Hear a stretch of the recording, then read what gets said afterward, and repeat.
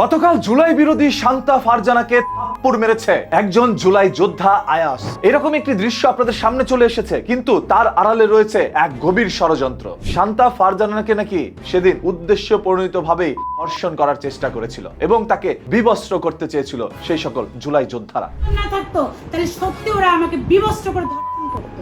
ওদের মোটোটা এরকমই ছিল। শুধুমাত্র সাংবাদিক আর স্থানীয় জনগণের কারণেই তারা সেদিন এই কাজটি করতে পারেনি। ধর্ষণ করতে আসছিল আপা, যেহেতু আমার সাথে সাংবাদিক ভাইরা ছিল আর নিচে এলাকার মানুষ সব জড়ো হয়ে গেছিল, ওরা পরে আর আমাকে ধর্ষণ করতে পারে না। তবে অন্য একটি দৃশ্যের মধ্যে আমরা দেখছি শান্তা ফারজানাই উত্তেজিত হয়ে সেই জুলাই যোদ্ধাদেরকে লাঠি দেখাচ্ছিল, তাদেরকে আঘাত করার চেষ্টা করছে এবং সিঁড়ির উপর থেকে তাদেরকে লাঠি দিয়ে কয়েকবার খোঁচাও দিয়েছে। এরপর নিজের ধৈর্যের বাঁধ যখন ভেঙে যায় তখন জুলাই যোদ্ধা আয়াস শান্তা ফারজানাকে বাম হাত দিয়ে একটি আঘাত, সাথে সাথে শান্তা ফারজানা সিঁড়ির মধ্যে লুটিয়ে পড়ে, দুই চারটা গড়াগড়িও খায়। এরপর আবারও সে উত্তেজিত হয়ে যায়, পুলিশকে ফোন দেয়, এই নেতাকে ফোন দেয়, ওই নেতাকে ফোন দেয়, দিয়ে বলতে থাকে তাকে নাকি ধর্ষণ করার চেষ্টা করা হয়েছে। তার সাথে থাকা অসংখ্য মানুষও একই অভিযোগ করছে, পুলিশকে নানাভাবে গালিগালাজ করতেও আমরা দেখেছি।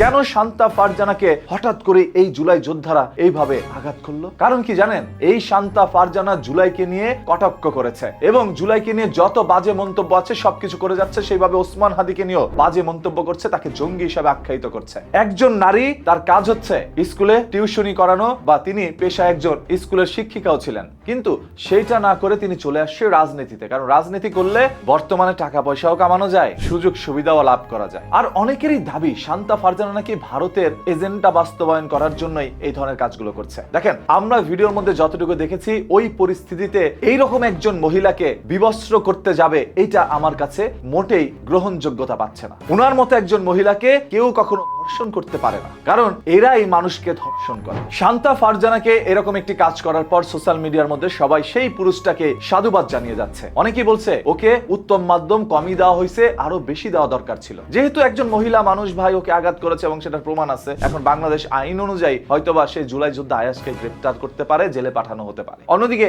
এই যে এই অভদ্র মহিলা আবারও দেখবেন একই কাজ করা শুরু করবে। প্রথমেই কিন্তু তারা তার দিকে উত্তেজিত হয়ে তেড়ে আসেনি, বরঞ্চ তিনি বারবার তেড়ে যাচ্ছিলেন সেই জুলাই যোদ্ধার দিকে। শেখ হাসিনা এই দেশ থেকে চলে গিয়েছে, আওয়ামী লীগের পতন হয়েছে, আপনারা সবাই জানেন, এবং আওয়ামী লীগকে নিষিদ্ধ সংগঠন হিসাবে কোর্ট থেকে আদেশ দিয়েছে। একটি নিষিদ্ধ সংগঠনের হয়ে কাজ করছে প্রকাশ্যে এই শান্তা ফারজানা। সর্বশেষ এই সম্পূর্ণ বিষয়টা আপনাদের উপরে ছেড়ে দিলাম, আপনারা কমেন্ট করে জানান সেদিন ওই জুলাই যোদ্ধা আয়াস কি আসলে ঠিক কাজ করেছে নাকি শান্তা ফারজানাই ঠিক ছিল। দেখতে চাই আপনাদের মূল্যবান মতামত। আর হ্যাঁ, প্রতিদিনের ঘটনা, দুর্ঘটনা, লুকোনো সত্য জানতে চোখ রাখুন নিউজ কিতে। পেজটাকে এখনই ফলো করে রাখেন।